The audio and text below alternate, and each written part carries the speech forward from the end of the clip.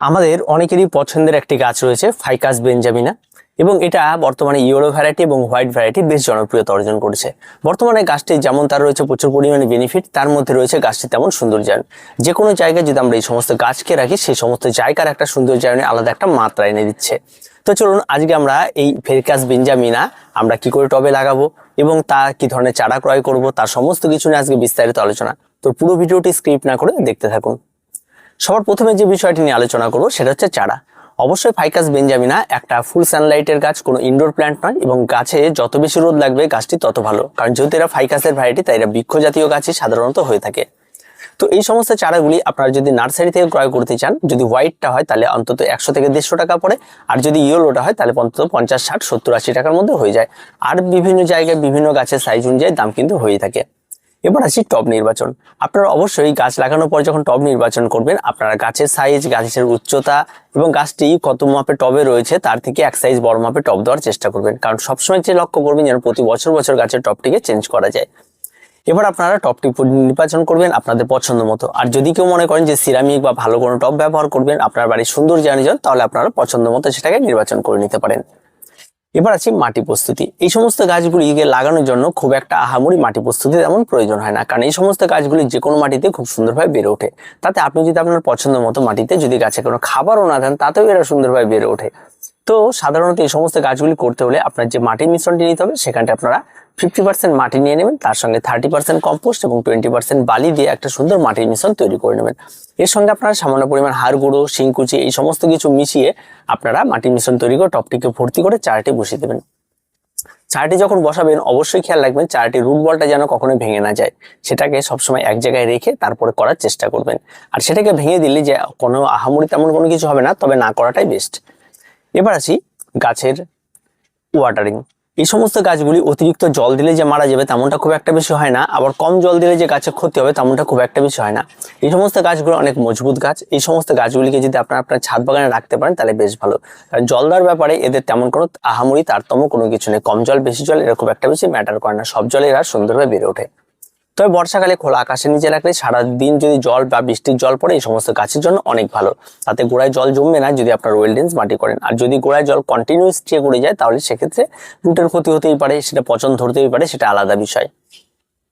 এবার আছি সানলাইট। এই সমস্ত গাছগুলিকে কিন্তু সবসময়ের জন্য ফুল সানলাইট আপনাকে রাখতে হবে।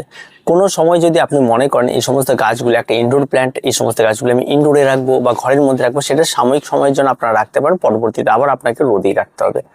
তো এই সমস্ত গাছের জন্য কোনো শেডি আলো না, একদম কড়া সূর্যালোক, খোলা আকাশের নিচে এই সমস্ত গাছগুলিকে রাখুন, এই সমস্ত গাছগুলি ভালো থাকবে। এবার আসি গাছের রোগ পোকামাকড়।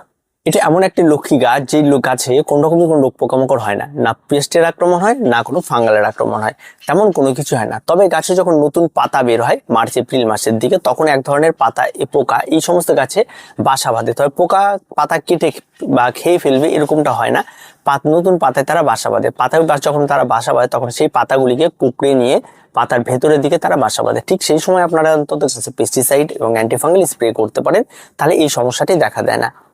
আরেকটি বিষয় রয়েছে সেটা হচ্ছে ঠিক বর্ষার আগাগ দিয়ে আপনাকে বা বছরে 2-1 যদি এই সমস্ত গাছের ডালগুলিকে কেটে দেন বা প্রুনিং করেন বা নতুন নতুন ডালগুলিকে ছেটে একটা নির্দিষ্ট শেপ নিয়ে আসেন, তাহলে এই সমস্ত গাছগুলি কিন্তু সুন্দর শেপও চলে আসে এবং গাছগুলি আরও ভালো থাকে। এবার আসি গাছের ফার্টিলাইজার। আপনারা অবশ্যই এই সমস্ত গাছগুলিকে ফার্টিলাইজার আপনার ইচ্ছে মতো ব্যবহার করতে পারেন।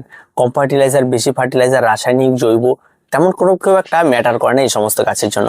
আপনি যেটা প্রয়োজন সেটা আপনারা ব্যবহার করবেন, তবে অবশ্যই আপনার টব অনুযায়ী, গাছের উচ্চতা অনুযায়ী আপনারা এটা ব্যবহার করবেন।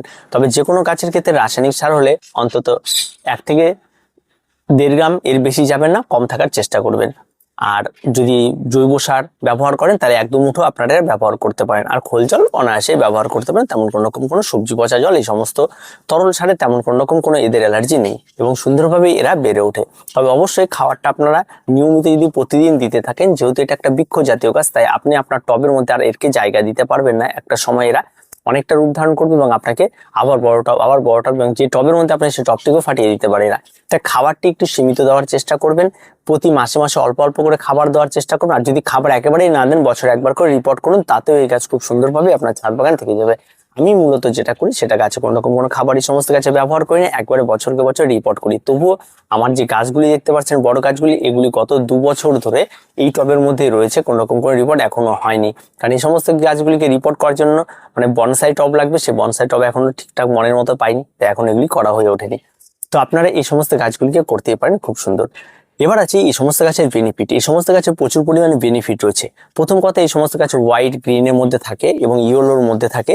এই সমস্ত গাছগুলি যদি আপনার ঘরের কোথাও রেখে দেন, তাহলে সেই সমস্ত জায়গায় কিন্তু প্রচুর পরিমাণে অক্সিজেন প্রদান করে। যেহেতু এরা ফাইকাস ভ্যারাইটি, তাই অক্সিজেনটা ম্যাক্সিমাম মাত্রায় এরা কিন্তু প্রদান করে থাকে। তার সঙ্গে সঙ্গে ঘরেতে কার্বন ডাইঅক্সাইড শোষণ করে, ঘরের বায়ুতে থাকা প্রচুর পরিমাণে ধূলিকণা এরা শোষণ করে, এবং এর প্রচুর বেনিফিট কিন্তু রয়েছে। তবে হ্যাঁ, এই সমস্ত গাছগুলি ঘরের ভেতরে রাখার থেকে বাগানে যদি রাখেন, তাহলে আপনি যদি বাগানে কিছুটা সময় কাটান, সেখানে কিন্তু আপনি ফ্রেশ অক্সিজেন এই সমস্ত গাছ থেকে পেয়ে যাবেন। আর গাছে তেমন কোনো সাইড এফেক্ট নেই, গাছে তেমন কোনো রকম কোনো বাচ্চা বা পোষ্যদের জন্য ভয়ের কোনো কারণ নেই। একদম সুন্দর, একদম লক্ষ্মী একটি গাছ, প্রত্যেকে করতে পারেন, তার কোনো রকম কোনো মেনটেনেন্স। আর বিশেষ করে নতুন বাগানি যারা রয়েছেন তাদের জন্য তো অত্যন্ত বেস্ট একটি গাছ। তো আর দেরি না করে এই সমস্ত গাছগুলিকে আপনারা করে ফেলুন আর ঝটপট লাগিয়ে ফেলুন। আর এই সমস্ত পদ্ধতিগুলিকে আপনারা মেনে চলুন, দেখবেন আপনার গাছ এসে গেলে বেড়ে উঠবে এবং খুব সুন্দরভাবেই বেড়ে উঠবে। আর ভিডিওটি ভালো লাগলে অবশ্যই লাইক, শেয়ার এবং কমেন্ট করুন, আর আমাদের চ্যানেলটিকে সাবস্ক্রাইব করে রাখুন।